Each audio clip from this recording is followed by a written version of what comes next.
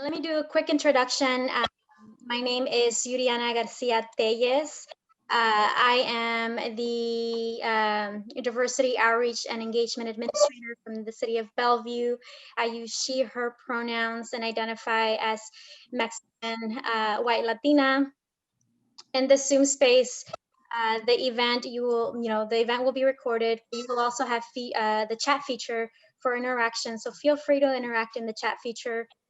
This special program is, hosted traditionally in January for MLK.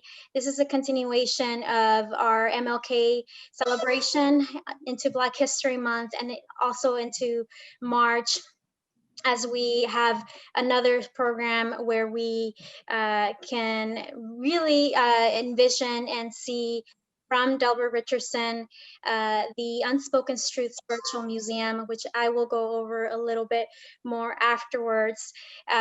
We would like to acknowledge as a city of Bellevue that we are on the indigenous land of the Coast Salish people, who are received treaty rights to this land, including the Duwamish, Snoqualmish tribe, Muckleshoot Indian tribe, and Snoqualmie Indian tribe.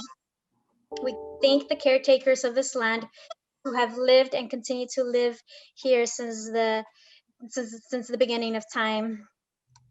Today's special event, for many reasons, we celebrate Black History Month, recognizing that Black history is American history. The city diversity efforts have moved towards continuing to build a community that welcomes the world and centers the voices of Black, Indigenous, and people of color. I would like to acknowledge our elected officials in the room today, Mayor Lynn Robinson, Councilmember Lee, and Councilmember Zahn. Today, we have a feature of 3 scholars, community advocates, and thought leaders, Delbert Richardson, Dr. Megan Ming Francis, and attorney James Curtis, which you will learn more about. And if you already know some of their background through knowing them personally or having interactions with them in the community, you know that today's conversation is going to be really impactful, and hopefully is just the beginning of continuing conversations. Before we get started, I would like to start off with a special performance of Lift Every Voice and Sing by Naomi Washida. And Naomi Washida is Afrofolk singer, songwriter that is going to share with us a little bit of the historic setting of this special song. And so I'm going to go ahead and share my screen now. I will also have the lyrics placed in the chat. And so if you would like to follow along, please go ahead and look at the chat for that. Every voice and sing till earth and heaven ring with the harmonies of liberty. Let our rejoicing rise high as the listening skies. Let it resound loud as the rolling sea. Sing a song full of the faith that the dark past has brought us.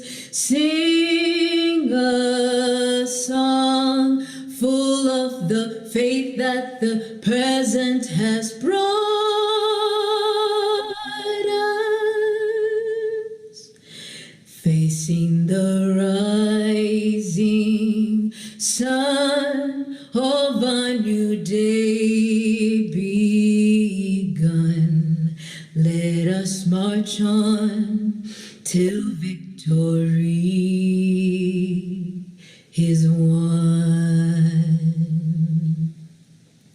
Stony the road we trod, bitter the chastening rod. in the days when hope unborn had died, yet with the steady beat have not a weary feet come to the place for which our Father sighed. We have come over a way that with tears has been watered. We have come treading a path through the blood of the slaughtered.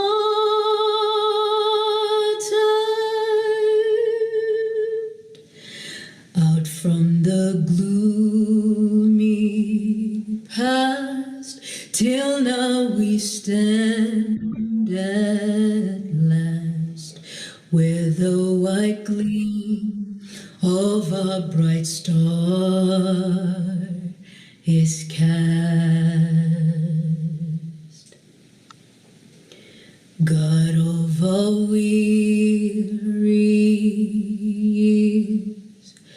God of our silent tears, thou who hast brought us thus far on the way, thou who hast by thy might led us into the light, keep us forever in the path, we pray.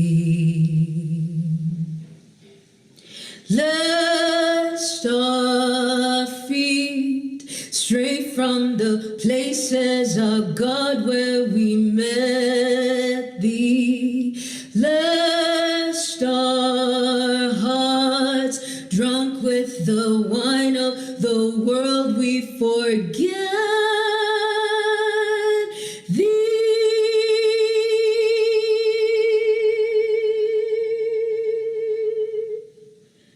Shadowed beneath thy hand, may we forever stand, true to our God, true to our native land.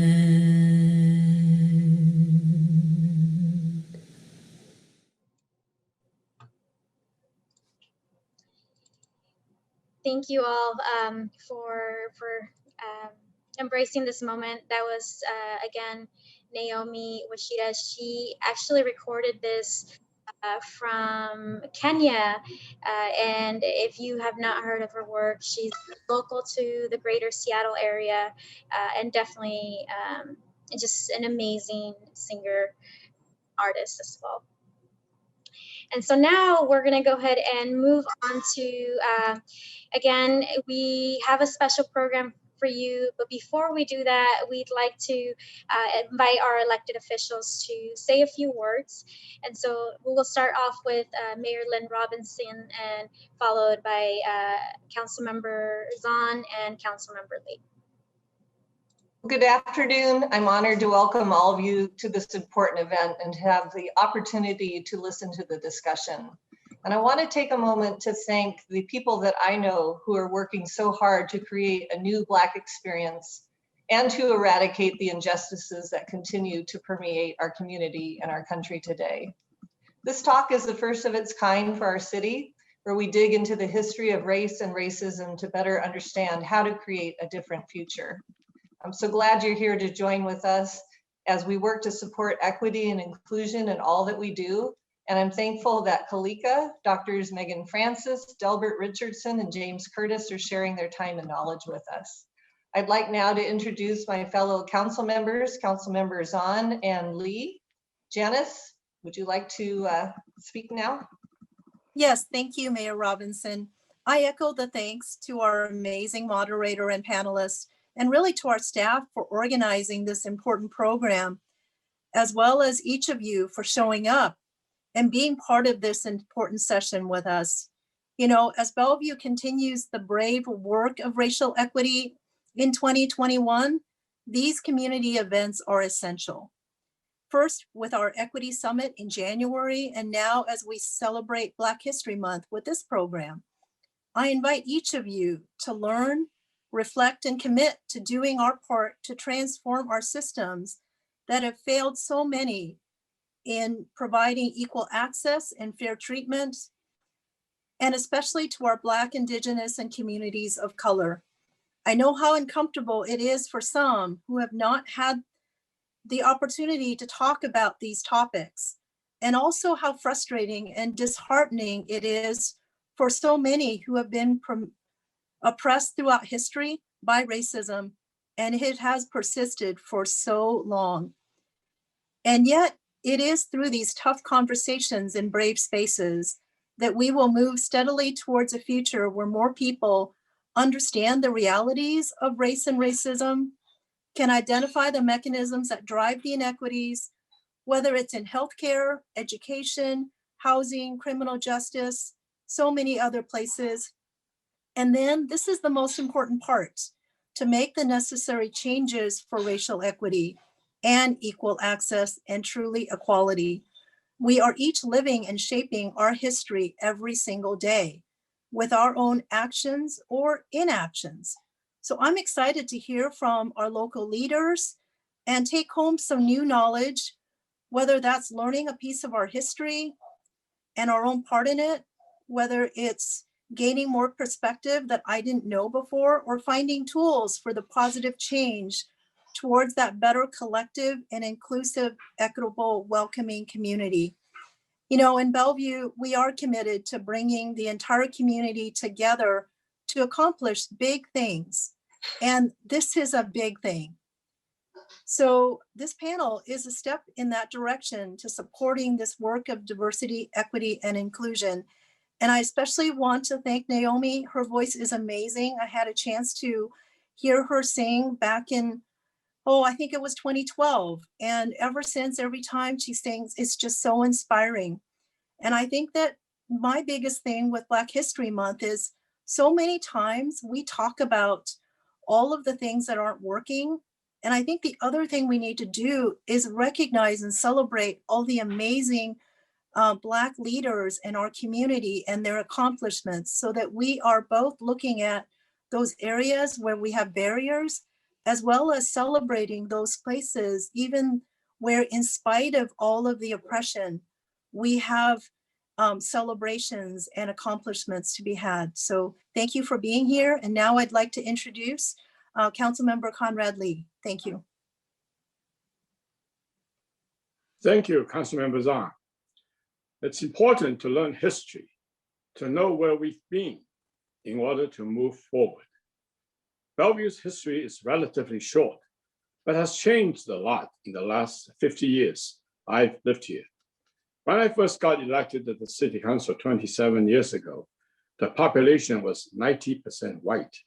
Now, over 50% of us are ethnic minorities.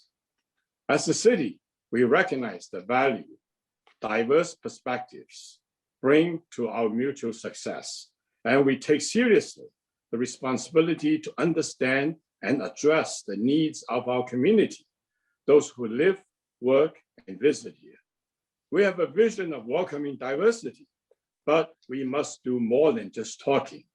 We must understand the history and address issues that got us here and into the future. We must identify, experience, and have empathy to address the issues of our Black, Indigenous, and people of color. We must all take part in developing solutions. We are fortunate today to continue the journey to understand our history has brought us today and how we can build a better future. Thank you for engaging and for being an important partner in the community vision of equity, awareness, and action. I hope you find value in the discussion and confidence in carrying out this vision forward. I would like to conclude by quoting from Amanda Gorman, who said in her poem at the presidential inauguration, quote, "This is a nation that is not broken, but simply unfinished. We are striving to form a union that is perfect, to forge a union with purpose, committed to all cultures, color, characters, and conditions of man. We lay down our arms and reach out to one another in harmony in the world, not between us, but before us. We will tie together victorious, never again so divisioned. It's the past we step into, but have to repair it. Our eyes on the future. History has eyes on us. Move to what shall be. Love becomes our legacy. Children change our birthright." Thank you. Thank you so much, Councilmember Lee. Again, as probably many of you can relate to those words, we have a mission and we're here today to make sure that we undo and bring awareness to some of the historical impacts that has been caused through race and racism. I will now go ahead and introduce our moderator for today. Now that my presentation is working. Our moderator today is someone that is beloved by many of our community. Kalika Curry is a community impact manager with Eastside Pathways and a longtime resident of Washington.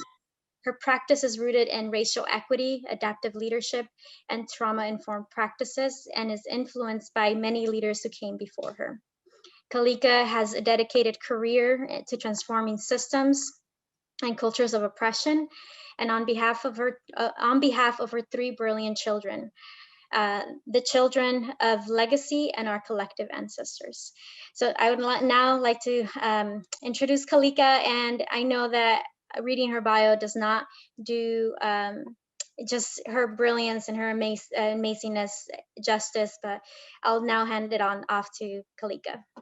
Thank you so much, Yuriana. I'm so happy to be here, so happy to see so many familiar faces, and it's such an honor to be able to hold space with the Black excellence that you're going to be able to hear from this afternoon in our panel. Before I do that and open the space for our speakers today, I do want to acknowledge the people in the room. And I want to provide an invitation to you all to set an intention as you're listening and going through this journey with us. Invoking the words of Ta-Nehisi Coates and the work of Resmaa Menakem, I also want to think about not only as we're listening and going on this journey together, but we're also being really mindful of what's coming up for us in that mind-body connection, how we're metabolizing this experience. A part of this work really is about doing racial healing work, doing that internal journey so that we can unpack how racism is impacting us as individuals, as bodies of culture, as well as white participants in this space. So I really invite you, if you don't have pen and paper, please do get some. There is something really meaningful and powerful about putting pen to paper and processing what's coming up for you as you're listening to our panelists.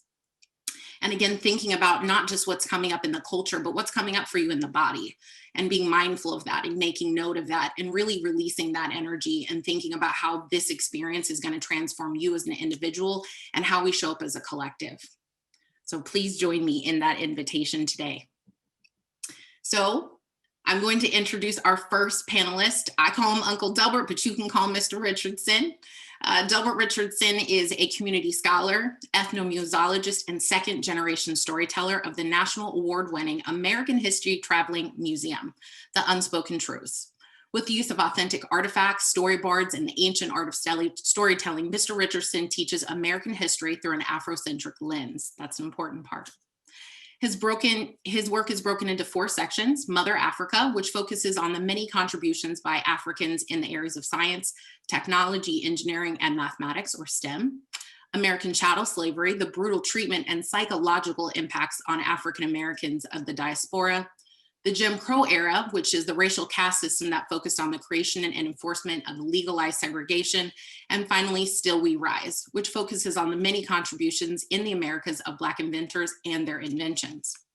Mr. Richardson's work is primarily geared towards K through 12, so you may have seen some of his exhibits locally in partnership with some of our school districts as well as across the country. And he also provides professional development, particularly to rooms predominantly of white female teachers who make up 79% of our national teaching force. In addition, he also provides DE&I, or diversity, equity, inclusion, and racial equity trainings as a part of his portfolio. Delbert, please join us. Thank you so much, my village niece. And I'm always humble when people read about me and my accomplishments, because when I started on this journey in 2005, it wasn't for anyone but for me and the children I serve. You see, because when we start talking about history and about racial history, I have to think about my journey. I want to thank the city of Bellevue and our trusted council people that are on here. But more importantly, I want to thank everybody that chose, keyword is chose, to join us today, because you could have done anything else with your time, but you chose to spend it with me and this amazing panel. I see there's about 125 people here, and that's great. And so when we were meeting earlier with Yuriana and the two other panel members, I got a chance to look at the outline of what the day was about, which is important because Black History Month is an extremely busy time for me because of the work I do. And so, you know, I want to touch on three topics. One is the history of race, generational trauma, and the dignity and respect for Black lives. And so, and they told me I only have 15 minutes, which is yeah, it's a short period of time. You know, earlier I heard someone, I forget the person's name, they were talking about, I'm gonna paraphrase it, how sometimes it is difficult to have these conversations. And so for those that have not visited my work, which is the American History Travel Museum, I'll make it really simple. The museum is set up in a way to create a healthy space for difficult conversations. I'm gonna say that again. A healthy space for difficult conversations. Because we look at the social construct of race, that in itself is a difficult topic because it's a social construct. It does not exist. It's not real. It was made up, right? And so when we start to think about the history of race, I think about, and I was thinking about this here. History of race, what comes to mind is racialized violence, oppression, marginalization, domestic terrorism, but also resistance, resilience, courage, and perseverance, right? So I must bring the ancestors into the room every time I speak. And so I brought one of my Sankofa birds. And I always start off with honoring the ancestors. And this is a mythical bird from the Akan people in West Africa, and it's called Sankofa. And it has its neck arched backwards, and there's a seed in its mouth. And the definition is to go back and fetch or go back to get. So my work is primarily on making sure those voices, those cultures, and those traditions are brought forward for the sole purpose of helping us better understand what our responsibilities are to changing the world. So when I come into these spaces, I never, ever prepare, right? Because it's a spiritual journey. So one of the things I did, I went and brought up a children's book, right? You never know where you're gonna find some insight and knowledge. So I wanna read something to you in here, if that's okay. And I'm a storyteller. And it says on the very first page, history is not the past, it is the present. We carry our history with us. We are our history. And Elder James Baldwin wrote that. So we think about the history of race, we must think about the social construct. And once upon a time, race as a word didn't exist. So we have to ask ourselves, you have to ask yourselves, how do we get here, right? How do we get to this place where race, which is a social construct, which starts off with white being superior. And what color is the bottom? What color? Black. And all the other shades are in the mirror. So we have to ask ourselves, this is what Delbert had to do, had to ask himself, how do we get to this place to where there was this group of white men that made a decision. There was actually one, but they all fell in line that we need to set up this social construct in a way that shed the light on one group and minimize the other, right? And so when we start talking about the construct of race, we must talk about white supremacy. Everybody take a deep breath. I know it's a tough topic, but we're here. We're here. And so my story, and I think it really has to tie into this history of race, and some of you guys have heard this, but I want to share this because I was born in 1954 and I was born a Negro, right? So that was a term that was associated with me and my identity. So this construct of race had already put me in a box and I didn't have any other information to draw from. But going to college gave me an opportunity to be exposed to some different information to help me start to framing the importance of one self-identifying how they want to be seen. And so 1973, on the campus of the University of Washington, there were students from all over the United States saying, say it loud, I'm Black and I'm proud, right? So I started to hear this and I started to make this connection. What are they saying? Well, my consciousness had been transformed. And what I started to embrace, they were making a declaration, almost a revolutionary statement that I see me in the way I want to see me, regardless of how you want to frame me to be seen. And so I just got to say that because my work is primarily geared for children and young adults, and they're struggling now in a lot of ways with sexual orientation, religion, and culture and heritage. And so this social construct's been developed, has already put them in a box. But what I want to share with them through this museum is they have a right to be seen how they want to be seen.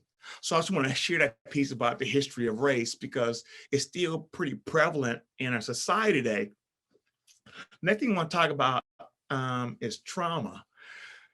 And it's a very sensitive topic because there's this term called epigenetics, and please look it up. And the way science operates in my belief system, in order for something to make sense, it must be able to be counted and measured. And that's the foundation of science.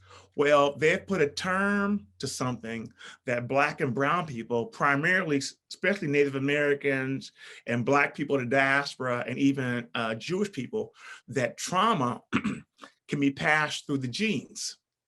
So they carried on a few studies to support this hypothesis.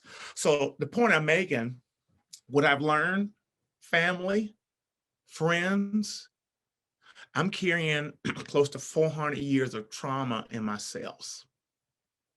So the question is, now I have this new information, how's it impacting me?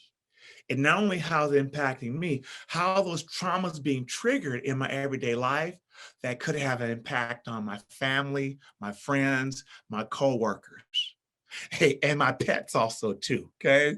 Because everybody's impacted by the way we show up. So as a result of this discovery and this term epigenetics, I now can embrace the historical feelings and put them in the context so I personally can move towards my own personal journey of healing and reconciliation. I think that's so important. Niece, if you wouldn't mind giving me a finger, just one finger up when I need to wrap it up, okay? Because I'm getting pretty emotional here about this work because this is my calling. And I want to make sure that to the best of my ability, everybody on this Zoom knows that this work is really about Delbert. And I'm sharing it with you because I'm in my own journey of self-discovery at a young age of 66 years old, right? So I think it's another thing I want to share with you that I don't think we talk about enough is that, and I'm bouncing around a little bit because I think it's important.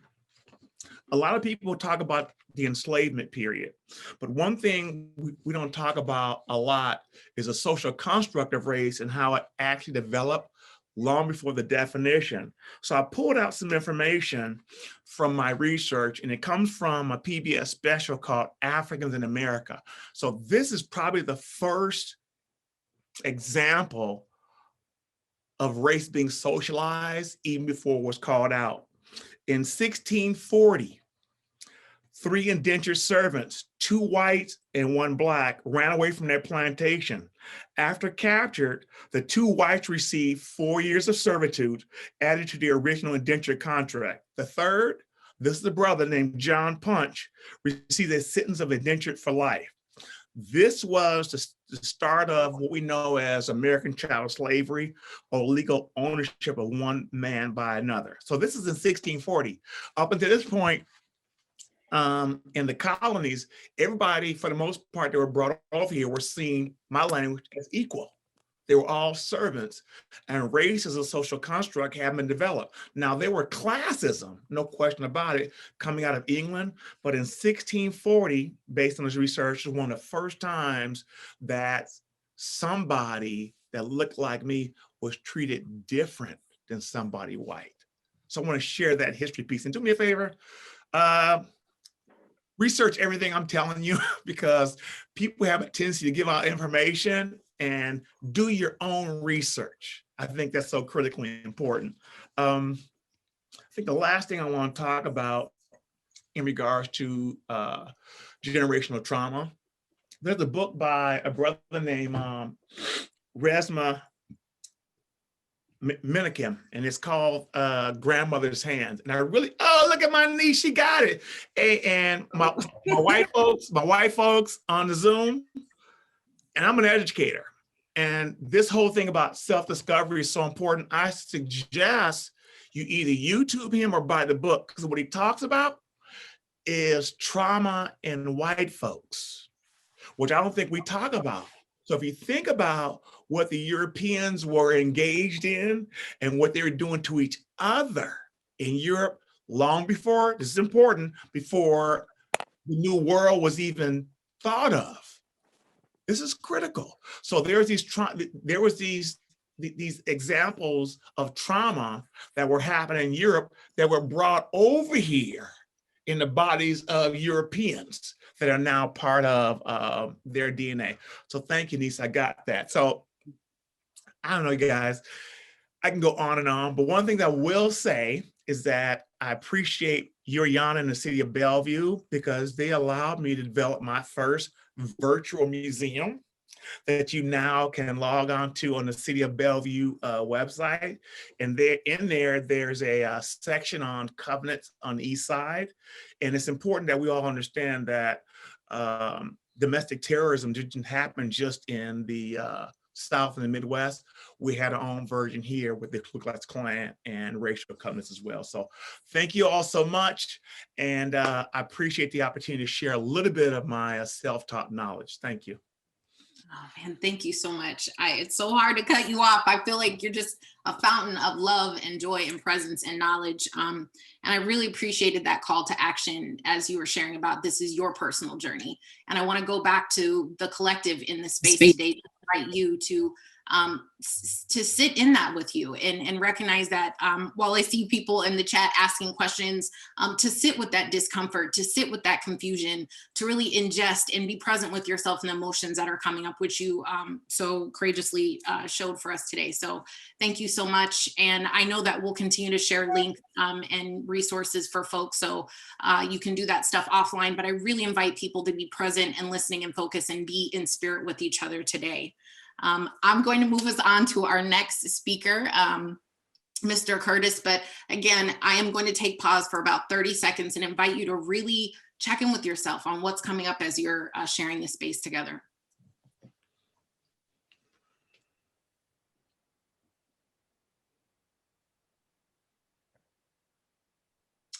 Okay.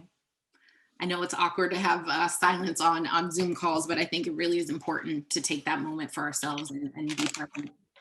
I'm excited to bring to Mr. Curtis. James Curtis is the principal attorney and founder of the Curtis firm and has received regional recognition in his field. Mr. Curtis attended the University of Washington School of Law, and when he's not advocating on behalf of his clients, he gives back to the community whenever possible by doing advocacy work related to issues of racial, systemic racism, criminal law, and addressing the school to prison pipeline. And if I may also add, it is such an honor. I grew up in this area, and it is so beautiful and powerful to be in a space with Black leaders who are stepping into the systems and making huge changes, as well as bringing the rest of us along, as Mr. Richardson just spoke to. Welcome, James. Thank you. And I want to thank the City of Bellevue for inviting me here today and giving me the opportunity to participate in this really important celebration of Black history. I want to start off by just giving a little bit of background about the work that I'm doing. I grew up in Tacoma on the hilltop, and during the late 80s and the 90s, there was a lot of things that were really taking over the community as far as gangs, drugs, and youth imprisonment. And it became a very almost impossible obstacle to get out of that community, to actually achieve something. I saw so many young men and women that I grew up with who didn't make it out. So, you know, fast forward to my graduation from law school, and I returned to my community because I wanted to participate and get involved. I accepted a job. I left a corporate job at Preston Gates and Ellis, and I took on a position with the Pierce County Prosecutor's Office. I worked in many different units, you know, starting in misdemeanor units, all the way up to the gang and homicide unit. And then I had an opportunity, and I think it was the most enriching opportunity, was to work in our Juvenile Justice Center. Now, something happened when I actually started to do that work as a juvenile prosecutor. I was able to experience all the things that people talk about.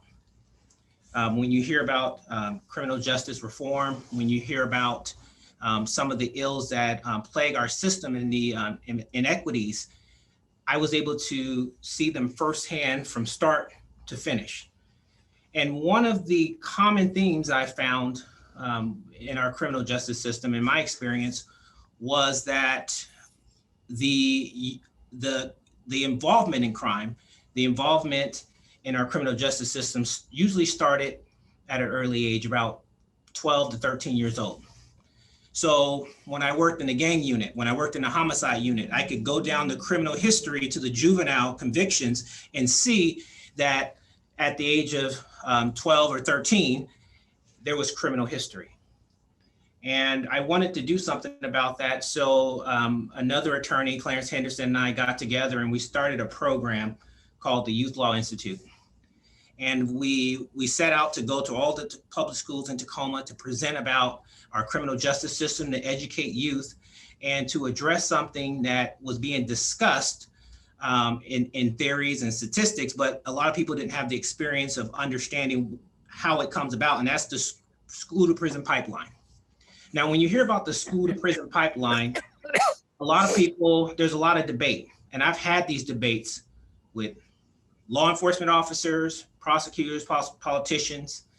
Some argue that it starts at home. Some argue that the parents, the father needs to be in the household. There's a lot of things that people and arguments people use to kind of excuse or explain what we call the school to prison pipeline. So in the short time that I have, I want to talk about that and then talk about how it affects you. Okay, everyone on this Zoom call, how it can affect you and what we all can do about it as a collective to improve the lives of our young people who are having contact with our criminal justice system. Now, when I was a prosecutor at the juvenile court, I remember I was there for about 4 months, and some community members from Tacoma came and they asked for me. They wanted to speak to me. They came to my office and they were upset. They told me that our office had charged a 10-year-old with a felony. And I couldn't believe it. It wasn't my case, but I was given permission to look into it. So the 10-year-old, and for his purposes, we're going to call him Alex. Alex had a court date. So I had an opportunity to meet with his mom. I met his mom in the hallway. I walk out there and I introduced myself. I asked her where her son was. And I was looking for this bruising 10-year-old who was charged with a felony. And she pointed to the bench, and there was a small kid who was laying down, asleep with his head on the metal armrest. And I asked her, I said, did he stay up all night? What's going on? And she told me that he's taking antidepressants because he's been diagnosed with depression. And it makes him fall asleep. Now, you're probably wondering, how is it that a 10-year-old would end up with a felony charge? And you're probably racking your brains, you're thinking about, okay, was there some type of weapon? Was there some type of sexual assault? What happened to put a 10-year-old in court being charged with a felony? Well, what I learned when I started to look into the case from his mother and some of the school documents, that Alex had a history of mental illness, even at a young age, starting around 4. He worked with occupational therapists. His mom has made him see about 5 different counselors. And he would still have issues and behavior issues at school. Would he hit anyone? No. Would he walk out of a class? Yes. Would he even say some mean things to the teachers? Yes, he did. They were sick of him at this point. Now, they had an individualized education plan, the IEP, that's set up for special needs students. In that plan, you have counselors and teachers who meet. But part of the agreement in that individualized education plan was, if he becomes too unruly, they can call law enforcement. So it was written into his education plan that law enforcement would be involved.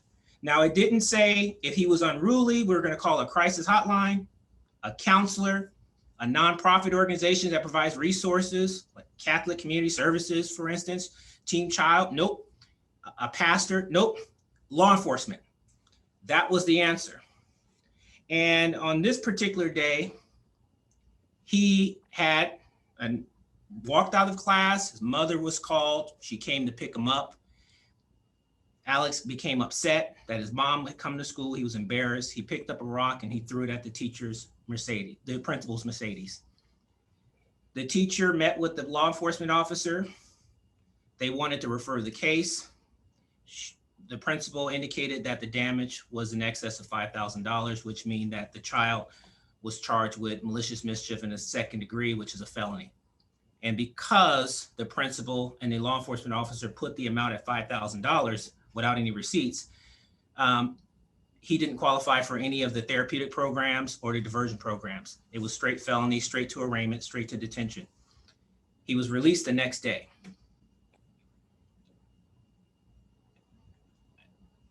Our office dismissed the case. He shouldn't have been charged in the first place. When you think about the school to prison pipeline, it's not just some theory, it's just not some liberal position, it's actually a real thing. I lived it. I've seen it. Law enforcement is now something that's included in the education plans of special needs students. So how does that affect everyone here? Why is it important for us to acknowledge this and do something about it? Well, the more law enforcement becomes involved, the more likely that it's not going to just be the Black student like Alex who's going to jail. Sometimes these poor policies that have a disproportionate effect on Black and brown students can metastasize into something that affects white students. And I've seen that also happen. Around the country, school shootings have become a major concern for all school districts, and it should be a concern, but there has to be a reasonable approach to deal with it. Well, in our state, some of our school districts have decided to have a zero tolerance policy. So if a student is heard or the school is informed that a student is threatened to bring a gun to school, then that student is suspended and is charged with a felony.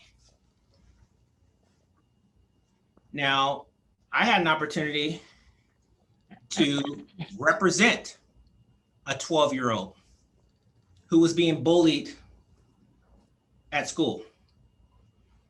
He grew up in a 2-parent household. Both his parents were upper middle class. He was a white student. But because of these policies that have gone ignored, it metastasized to affect even our white students. Now, because he was being bullied, there was no intervention. He mentioned the one thing he thought that would stop the violence is that the threat of more violence, a gun.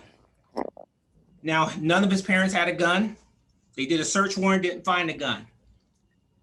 But instead of calling a counselor to the scene, a crisis hotline, a pastor, of all the things that we can think of as intelligent people, what they decided to do was call the police. And detectives came, he was booked, there was articles all over the paper about him. The family was embarrassed. He was out of school now, so no pro-social activities, all the activities he was involved in are taken away from him. He's for the rest of his life, he's been charged with a felony, and they did not want, and they will not reduce it in those type of cases. They have a zero tolerance policy. So what you're looking at is these policies that are affecting Black and brown students can also affect all students, white students, because the policies are flawed. So when you talk about the school to prison pipeline, what that means is that the student, the child, is being referred from school to our criminal justice system. And that never works, especially when there are alternatives, especially when there are different ways to address the issues. So does it exist? The school to prison pipeline, does it exist? Yes, it does. And can it affect everyone that's part of this Zoom meeting? Yes, it can. But the question I have is going back to the principal who called the police on the 10-year-old. And I think the answer to this question kind of fuels the work that we do with the Youth Law Institute and going out and trying to empower youth. We're trying to empower youth to participate and to pursue the legal profession, to become lawyers, because we believe that the adults have let them down. And the only way they can make change is for the youth to pursue these careers and as lawyers, to be the prosecutors, to be the judges, to be the defense attorneys, to be the politicians, to make change. But so the question is, if the principal went outside of her home in her neighborhood and she saw her next door neighbor's 10-year-old son, who she knew was diagnosed with mental health issues, it was on current medication, and the parent was actually at the scene, how would that principal have called the police if that child had threw a rock at her car? The neighbor. Think about that. How many of you would call the police in that type of situation where the parent is on the scene offering to pay for the damage that the 10-year-old child had caused? So the answer is no one would call the police in those situations unless you really hated your neighbor and it was an ongoing, I guess it was an ongoing dispute, but most people, I don't believe anyone would. And that's the problem, and that's what we need to address. Because the fact of the matter is, I had a chance to talk to that principal, and I asked that principal, are you okay with us dismissing the case? Washington law requires that a victim of a crime be consulted before resolving a case. And the principal said, no, I want to send a message. And when I informed the principal of the lifetime consequences of this child having a felony, the principal did not care. And the thing is, the principal did not appreciate or see the humanity in that child. And that's where the system failed. And that allows the school to prison pipeline to continue. So what can you do? How can we get involved? I believe that we have to continue to confront individuals who make decisions. We can't just say it's the system, the criminal justice system, the school system. You can't change the system, but you can change individuals.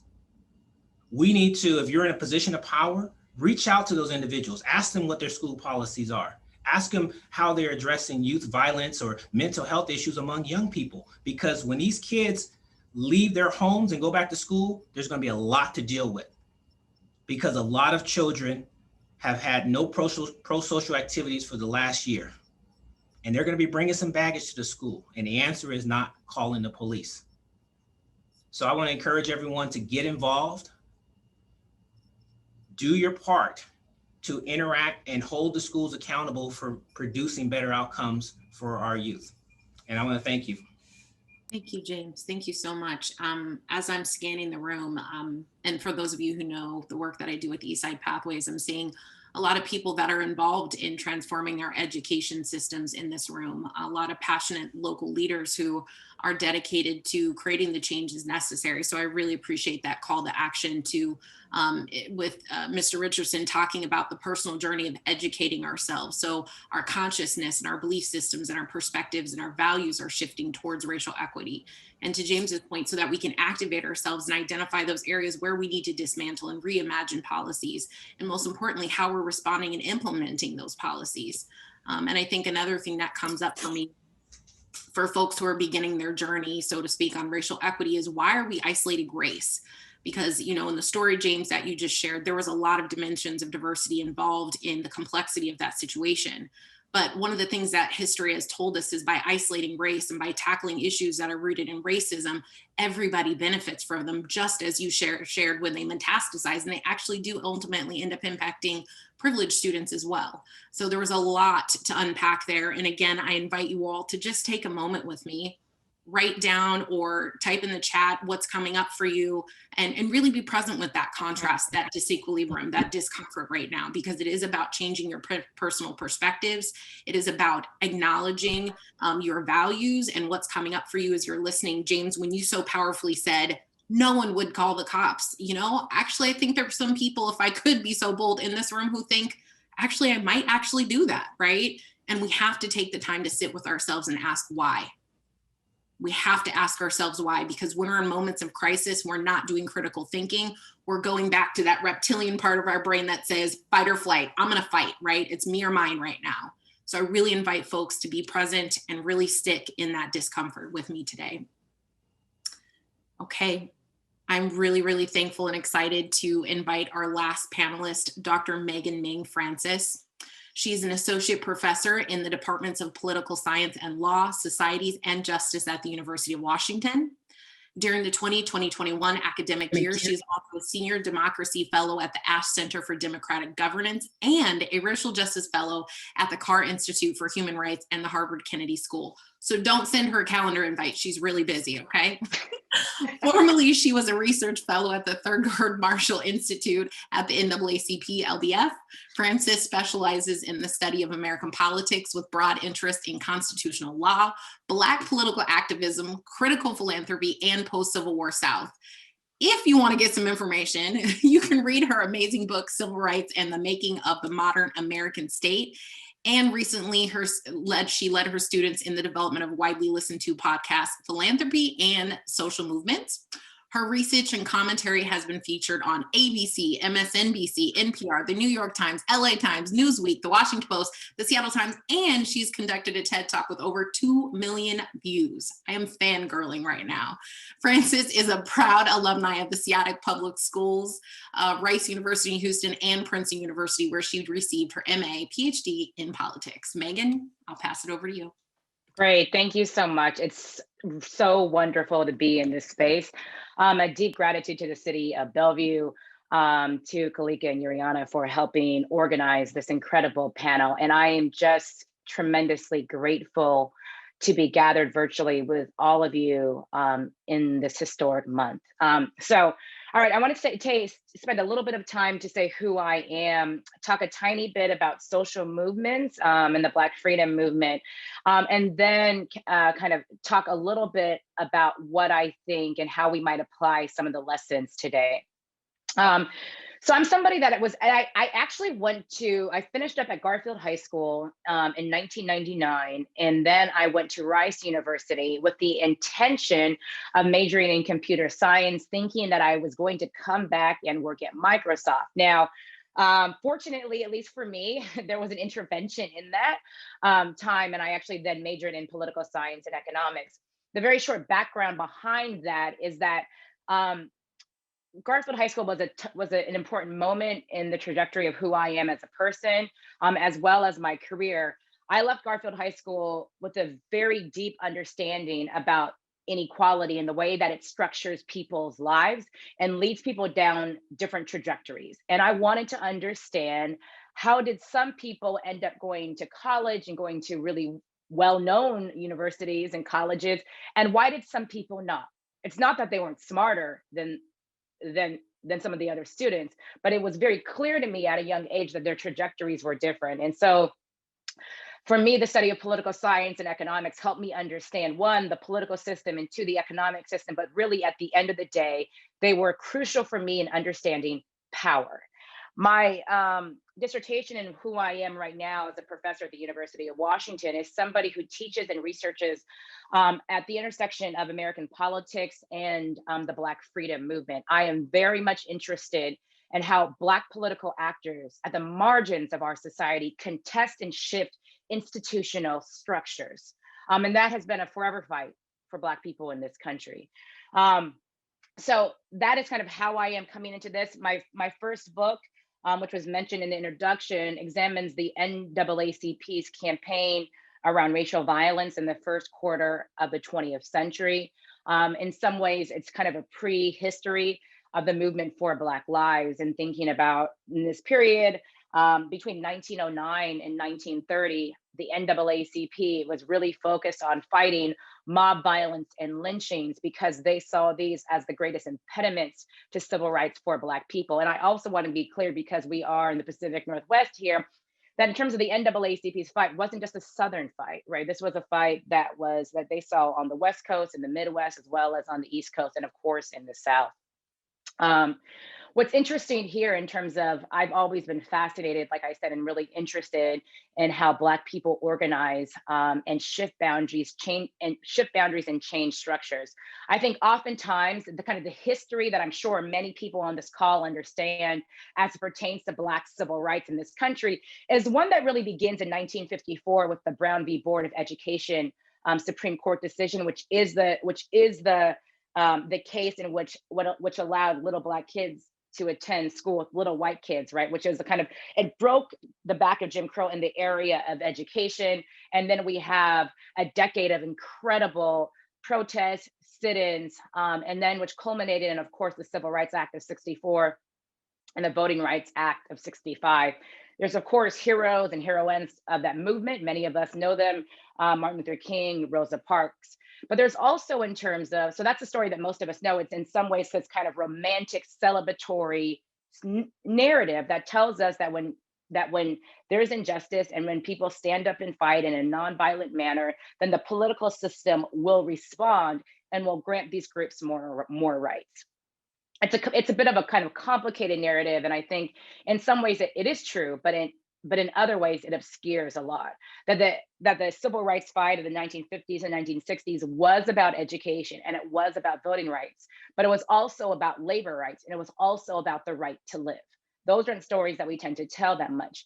We see, in terms of the problems in not telling that story, the problems of kind of our of understanding, and this is part of the reason why I'm kind of pointing to this 54 to 64 timeline and pointing it out here, is because for many people, the way they understand the state's commitment to civil rights, or the state's responsibility to civil rights, it often ends up focused on one, providing the right to vote and or the right to go to integrated schools. It's been, though, very clear to me as somebody who focuses on the larger history of Black people that that's not at all, I mean, that's part of what kind of the state's responsibility around civil rights has been, but it's also been one around economic equality, and it's also been one around the protection of Black people from state violence and vigilante violence. And so what we saw over the spring and summer of this past year was in terms of deep frustration with the pace of rights. We know for sure that for nearly 3 straight months during the spring and summer of 2020, thousands of protests and rebellions exploded across the country, Bellevue, Seattle, of course. More than 25 million people, I'm gonna say that one more time, New York Times estimates right now is that 26 million people of all races from large cities to rural locales have marched and protested in a defiant display of public mourning and righteous rage, demanding accountability for the brazen murder of countless Black people at the hands of law enforcement. Their bodies, their voices, and their imaginations, most of all their imaginations, have awakened a sleepy nation to the urgency of addressing deeply entrenched racial injustice. For millions of Americans, the protests have come as a surprise, but they are not. I want to be very clear that part of the reason why I mentioned the research around my first book is that the current transformative moment that happened in the spring and summer of last year is built on the legacies and work of previous Black protest movements, right? And it's not even the NAACP that we need to go back to in terms of the early 20th century. It's Ida B. Wells at the end of the 19th century that we should go back to. During the spring and summer of 2020, many of my friends and colleagues who were white said to me at different moments, can you believe that things are so bad, that police can be so violent, that the images that I'm seeing on social media that are coming through my TV screen are actually real images in 2020.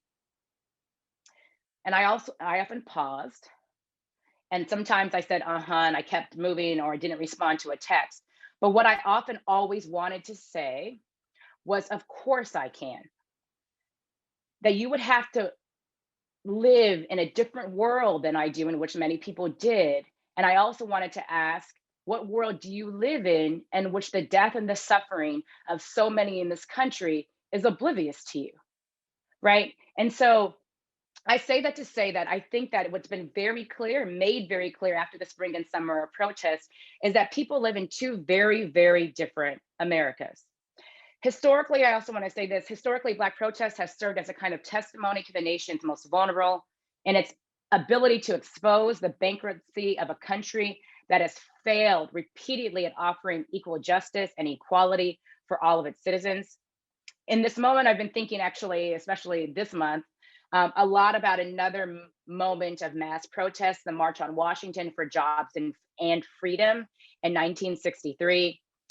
It was there that King delivered this famous speech. I'm just going to read a few lines of it. In a sense, we've come to our nation's capital to cash a check, King said.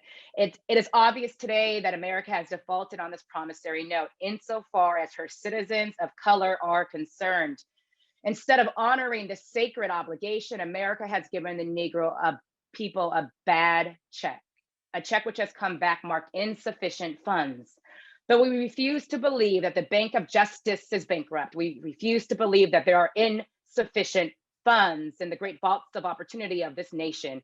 And so we have come to cash this check, a check that will give us upon demand the riches of freedom and the security of justice. And then finally, he says, we have also come to this hollowed spot to remind America of the fierce urgency of now, end quote.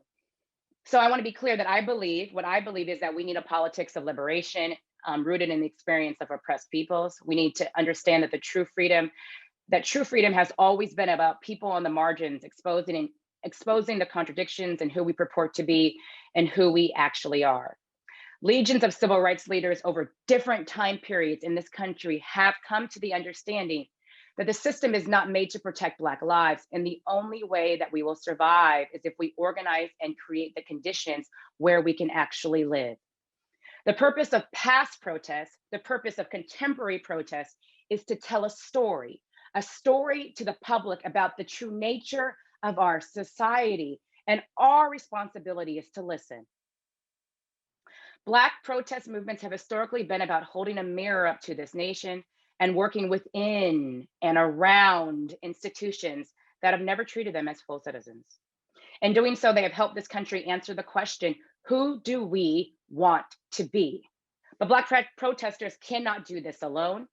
They can win, but it will take all of us. Non-Black people who want to be in solidarity need to take up the struggle for racial justice as their struggle, not charity, but committed struggle. Being in solidarity does not mean just reading a book or a donation, though that of course can be part of it. It means every day doing the work, using your power and your privilege to end your power and your privilege, showing up differently for colleagues and for friends and for community members. And there's so many ways that we can do this. I also want to be clear that protesting is not for everyone, but people need to show up different next time. Many people, it's clear to me, want to end structural racism, but don't want to change anything about the privileges that they have. They want to tweak the edges and hold the middle. And you want to know where that's kind of got us, right? If we remember the insurrection that happened on January 6th, I think to me, that seems to be like an example of what happens when we think that all we need to do is to tweak the edges. We have to demand transformative change. And there is no 10-step plan to solving racial injustice. People always come to me like, oh, okay, I get it. This is a big problem. So how do I solve it? But I'm always like, racism and white supremacy are big issues. They may not be solved in my lifetime, but it doesn't mean that we shouldn't work to end them. So I want to provide you in my, let's say, 2 minutes. I'm going to try to close quickly here because I know I've gone a little bit over. So I want to provide 3 ways that I think that we can think about taking what we learned today to make real commitments to change. The first one, and I think all of them seem to be obvious, but I really think that they need to be thought of together. And sometimes people take one out, but you can't. So the first is to educate yourself and to listen. I tell my students all the time that how you see the world shapes what you believe needs to be done to fix it.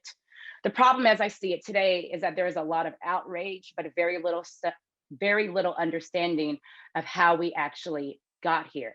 And this can take the form, in terms of educating yourself, can take the form of book clubs. I also recommend that people begin to read more challenging work, kind of figure out what your entree needs to be, right? Whether that is my colleague and friend, Ibram Kendi, Robin DiAngelo, and then moving to like more complicated, challenging texts. And this is in terms of, I think work needs to be done in order to try to get a handle on this internally and externally. And I believe that in part of educating yourself and listening, that people need to examine the way your past actions and behaviors may have caused harm. In other words, this is something that I recommended to people about doing a harm assessment of themselves. And then to create a kind of a personal education plan that doesn't end in 6 months, but it is a plan that continues. Number 2, to stop trying to fix people and apply an institutional analysis. And so let me be clear here. We do not have the problems we have today solely because of bad individuals or racist individuals, but because of racist institutions and racist structures, right? That then condition, in some ways, the way that people often behave and act. We need to develop an understanding of the reason for the problem. And this goes back to what I said earlier about you cannot solve a problem that you can't actually understand. And so 1, again, is educate yourself. 2, is applying an institutional analysis to the problem. And I do not believe that everyone on this call is there yet. And sometimes that takes time. And then the last thing that I'll say here is get organized. Start small, right? Maybe in terms of like showing up in terms of get out the vote effort for a specific political party is not you. Maybe the movement for Black Lives right now is not you. Maybe you're not yet on abolition. That's fine. Start small. Maybe it's at home. Maybe it's at work. Maybe it's your community. But you need to be involved in communication with people to help support you. Because it can't be relying on others all the time, that people need to take initiative. And there's so many ways and issues for people to get involved. And then kind of the last thing I'll say on this is that sometimes I think I've talked to people and they're like, but I'm afraid of messing up. You're going to mess up. No one, right? In terms of very few people are born social justice warriors, right? But that's on you. That's your hang up. That's not my hang up. right? My hang up and what I'm interested in is making a world in which all people feel safe, especially Black people, right? And don't say that you're afraid to get involved and to get organized and to get your hands dirty because you are afraid of messing up. That, of course, happens. You make mistakes and then you learn and you figure out how to get up and do better next time. And that's it. In terms of, I think I'm going to end here and say that I think we've spent so much time trying to hold up what does not work, plugging up holes in a sinking ship, bordering up leaked roofs. And the past, especially 4 years and definitely the past 2 decades, have proven that that is no longer working and that we need some type of transformative change that is led by the imagination of people on the ground. Thank you so much. It's a pleasure to be here. Thank you so much. Absolutely. One, I just want to take a moment, and I see some folks already doing it, to give a round of applause to our panelists, and for yourselves for being present today and showing up to ingest all of this information in this call to action.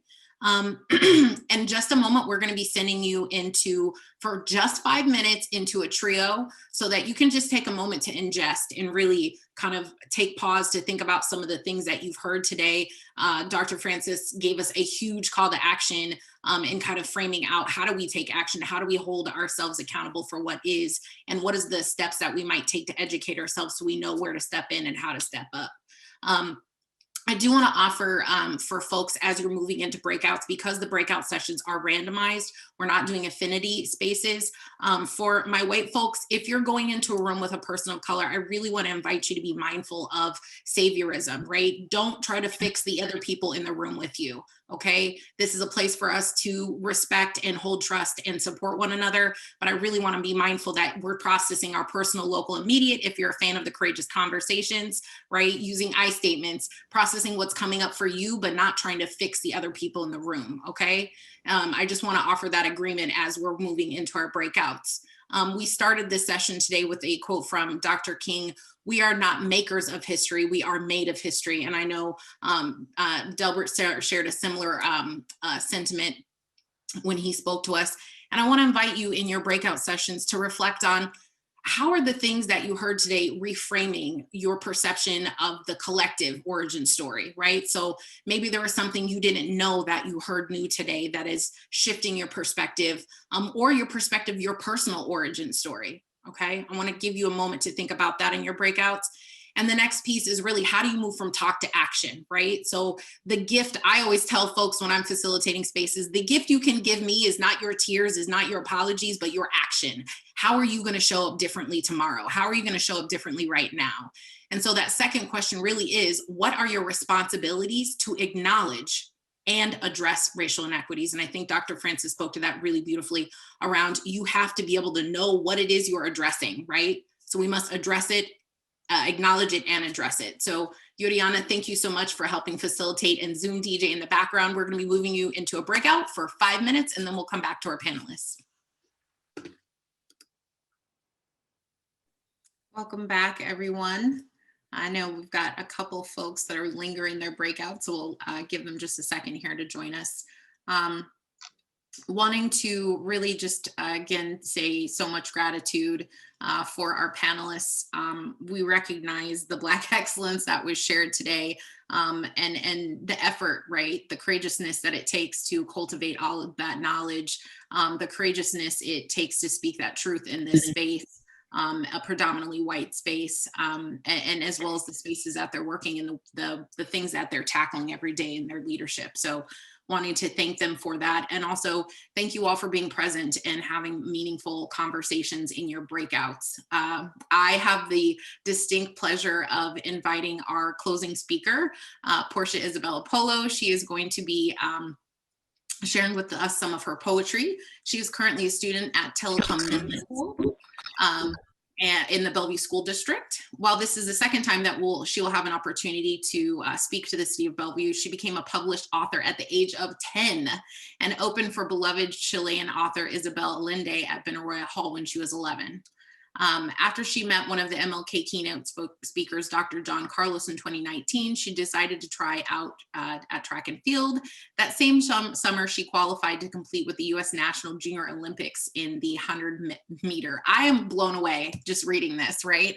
And her secondary sport she picked up to condition for basketball, which she has been playing all year long. She's a thoughtful young youth activist, having met and spoken to elder leaders like late Congressman John Carlos, Nobel Peace Prize winner Roberto Menchu, and National Medal of Arts recipient author Julia Alvarez. Today, she comes to us with a poem that she began working on after over a year ago, and I'd like to introduce to her with one of our own, taking candy at the bell. I don't know what that is, Juliana, I'm sorry. Welcome, Portia. I really appreciate you being here and just the power of youth voice in this space. So I'm going to pass it over to you. Thank you. In between. Everything about me is in between. I'm part Asian, Latinx, and Black, but I don't identify as one over the other. I am in between. I have a mixture of 3 curl types on my head, 3A, 3B, and 3C curls, neither too loose nor too coily. It's in between. My mom's skin color is brown, and my dad's is darker. I turned out in between. I speak and understand Spanish well enough, trying to learn Tagalog, but when I'm around native speakers, they can tell that there are other languages fighting within me. I am proud to be part of the African diaspora. My dad is a descendant of enslaved people, yet I have more than a handful of times that I am not Black enough because I am in between. I am in between. I am in between. As a teenager, my days are still innocent and carefree, but I have friends and classmates around me who are depressed and struggling. Whether being a good friend means I should stay away or help, I struggle to decide because I am in between. I hear about tragic and frightening killings of Black people. I hear my parents talking in hushed voices. And the following day, when class starts, I wait for the teacher to bring it up, but the time never comes. I want to talk about it and the things that scare me, but everyone acts as if nothing happened. Since I don't know what to do, I put on a mask and pretend that I'm fine too. I'm in between, I'm in between, I'm in between. Towards the end of Dr. King's life, he reflected on the fact that his dream had become a nightmare. As we look at history, we haven't come very far from making change. We can't continue to be in between. As a mixed race girl, I've experienced overt racism, subtle discrimination, and microaggressions. This cannot continue to be. It is time to choose what side of history we stand on. As for me, this is an issue that I cannot afford to be in between about. I am definitive. I choose to be on the side of justice and equality. For the sake of future generations, we cannot be in between. Thank you. I don't know if we're unable to unmute everybody, but I would love to, if you can unmute yourself and give her a round of applause. I see you. Nicely done. Very well done. Thank you so much, Portia. I'm going to pass it to Yuriana to close this out. Thank you all. Wow, that was just really amazing. Thank you so much, Portia. Thank you to everyone who participated today in today's panel. We know that this is just the beginning of a conversation that must be ongoing.